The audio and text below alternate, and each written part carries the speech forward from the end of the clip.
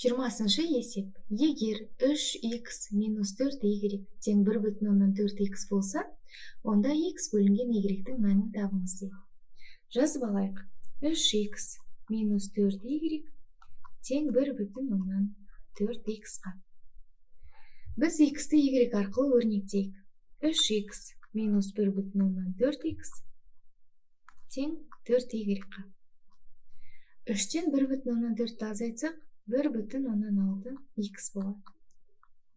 1,6х-ымыз 4y-қа тең. Осы жерден x-ті тауып алайық. X 4y бөлінген 1,6-ға болады.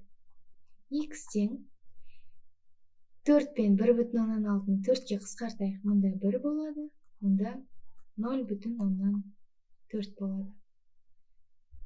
0,4-ті бөлімінде ал 1 алымында y. Осылай болады. Енді 1-ді 0,4-ке бөлсек, немесе ол былай болады. 10-4-ке бөлсек, мұнда жасайын x тең 1 көбейтілген, екінші бөлшек кері айналады, 4-тен 10 y болады. Бұл бізге 2,5 y-ті береді. Демек, x-ымыз 2,5 y-ға тең. Енді мына жердегі өрнектің орнында x бөлу y деп тұр. Осындағы x-тің орнына 2,5 y-ті қояйық. Бөлеміз y-ке. Y пен y қысқарады, сонда 2,5 шығады.